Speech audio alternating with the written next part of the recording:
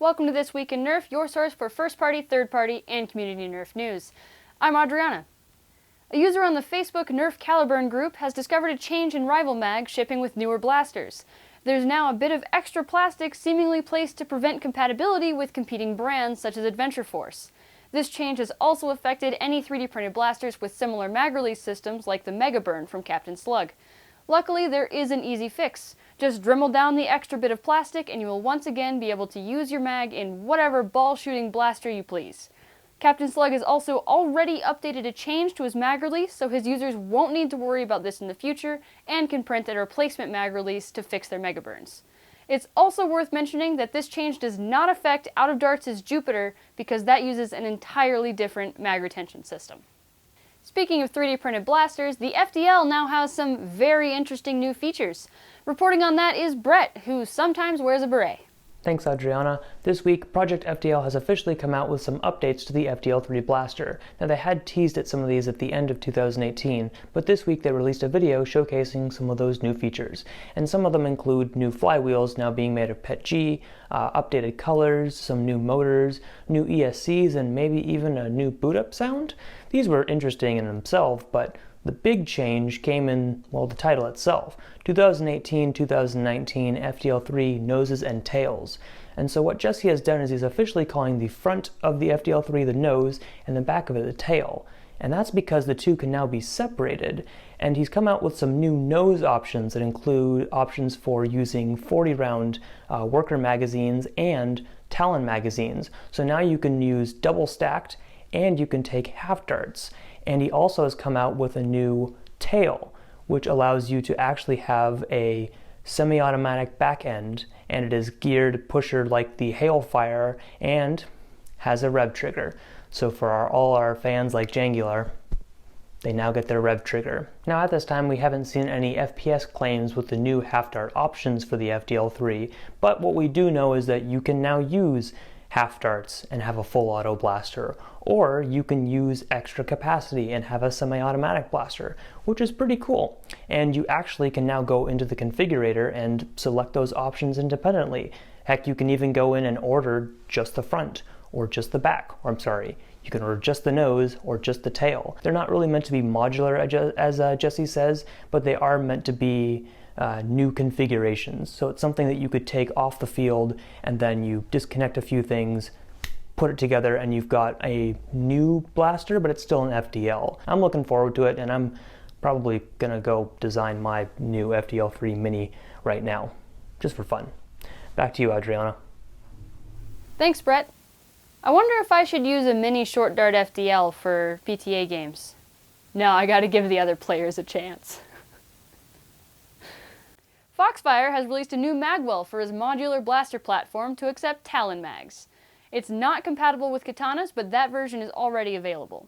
He says the reason he didn't make the magwell compatible with both was to ensure a very sturdy and consistent fit with either magwell you choose and be sure the dart is pushed into the same place of the flywheels every time with no room to wiggle around.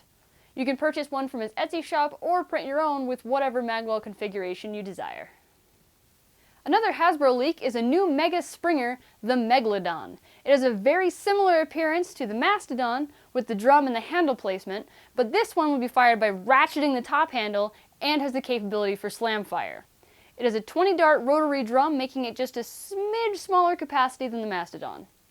It's not a secret that I love the Mega line. The Mastodon makes you feel like heavy. The Centurion has the most satisfying prime of any blaster. The Twin Shock might be my favorite ever. I am so looking forward to this one. But does anyone think it's strange that the Mega line blasters are getting smaller? Seems weird. We're completely unsure how reliable the source is, but they claim it will retail for only $40. That's a good deal. The UK has a huge event, FoamFest, coming up.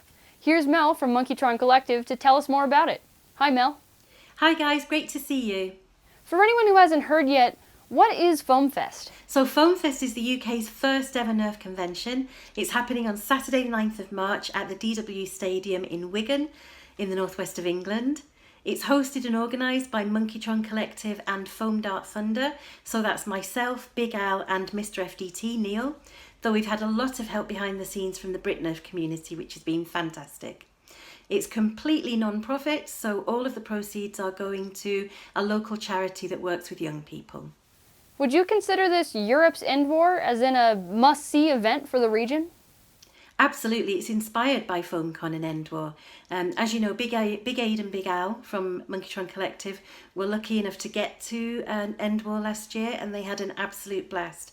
We have been blown away by the amount of support that we've had from the UK community and the international community for FoamFest. So I definitely think it's going to be a significant and important event for Nerf in Europe, without doubt. That's great to hear. I love that large events are spreading all over. Do you have any estimates on attendance numbers? I think at the start of this journey we would have been happy with a handful of attendees, to be honest. As I said, we couldn't have anticipated how much encouragement we've had from the community. So I think given the size of the UK community, we would all be very happy if we get a few hundred attendees. But anything can happen, so we'll have to wait and see. We've heard that you've sold out of exhibitor tables. Can you give us an idea of who's going to be presenting there? We have indeed sold out of exhibitor tables. We had to cap the number at 30 because of the size of the venue, but the quality is absolutely outstanding. I don't want to go into too much detail because we will be sharing updates on this on the Facebook page, but I'll name a few. So from the UK, we have UK Nerf War, who is the linchpin of the BritNerf community. We have the king of the long shot, Nerf Shack. We have Just a Jolt, Fenland Nerf Works, the Blaster Factory, Tropicana Thunder, just to mention a few. From further afield, from Germany, we have Lorraine Mechanical Artworks, Devil's Nerf Works and Sir Scorp. We have the Nerf Crew coming from Denmark, and we have Blaster Time coming from the Netherlands. And of course, from your side of the pond, we have Drac as well. So very exciting, lots of great exhibitors lined up. Well, meeting creators and vendors is awesome and well worth the trip alone. What kinds of activities do the attendees have to look forward to while they're there? Yeah, of course, meeting the creators and the exhibitors is the main focus of the event, but there will be lots of other things going on as well. So we plan to have raffles and competitions and giveaways. We'll have talks and demos from members of the BritNerf community. We have 2 Nerf target ranges, a large one for modded and high-powered blasters, which will have a chrono available, and a smaller one for people who are new to the hobby or for children to use. We're also hoping to have a blaster repair corner. Hopefully that will work out. And I think my favourite thing that I'm looking forward to is BritNerf's own Sock Addict apparently can empty a Caliburn mag faster than anybody else. So he's hosting a competition, I think it's called Sock Addict's Caliburn Mag Dump Challenge, and there will be prizes available for anyone who can dump a mag faster than he can. So I'm really looking forward to that. Of course, as well as FoamCon, there's also going to be the Foam Dart Thunder Stadium event going on. That starts in the afternoon and runs into the evening. There'll be 3 sessions of games, absolutely not to be missed, and tickets for those sessions are only available on the Foam Dart Thunder website. So it's definitely worth heading over there, buying your tickets in advance so you don't miss out on those games. For those who don't know about Foam Dart Thunder, can you give more information about how the game works? Yeah, sure. So Foam Dart Thunder is one of the biggest Nerf event providers in the UK. He's really well known for providing events in unique and unusual venues. So we've had Foam Dart Thunder events in shopping malls, in a nuclear bunker, at skate parks across the UK, and also in football stadiums. In terms of games, he specialises in fast-paced, quick turnaround, family-friendly team v team games. Lots of fun. That sounds super fun. I bet people are going to have an amazing time. Where's the best place for people to find out more or contact FoamFest with questions? The best place to find information about FoamFest is on our Facebook page. I think if you search for FoamFest UK's Nerf convention, that should take you there. There you'll find everything you need to know about the FoamFest convention and the Foam Dart Thunder Stadium event. You'll also find information about 2 other events that are taking place that weekend. On the Friday, Team Corvus are hosting Quasar Nerf. That's in a laser tag arena and it's in Warrington, which is not too far away from Wigan. So that's the Friday. And on Sunday, our friends at Impact Northwest are hosting their second Ultra Stock event. That's an outdoor all-day game and a paintball site. So definitely worth having a look to get information about those events as well. There's also a lot of information on the BritNerf website, britnerf.co.uk. There's a dedicated section there for FoamFest, amongst all the other wonderful information that you'll find about UK Nerf. Really hope to see you on Saturday the 9th of March. It's going to be a fantastic weekend. We'll have links to all of that in the description. Thanks for coming on the show. Thanks for having me. Bye. Easily the most talked about story this week is that Worker has surprised us with another new blaster, the Worker Hurricane. This is a flywheel revolver with a removable 6-dart magazine? This one's not just a shell, it is a full blaster with all the components already installed. The flywheels are smaller than regular flywheels, but larger than Flywheel Worlds. I'm assuming that it uses the Worker 130 motors, since you need to get higher RPM for any performance from the smaller wheels.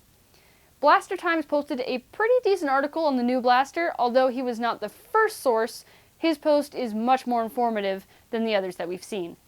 It should be noted that this looks suspiciously similar in form and function to a blaster made over 4 years ago by Hanaya SH, who is also the same person who created a double-stack magazine similar to Worker's Dominator magazines.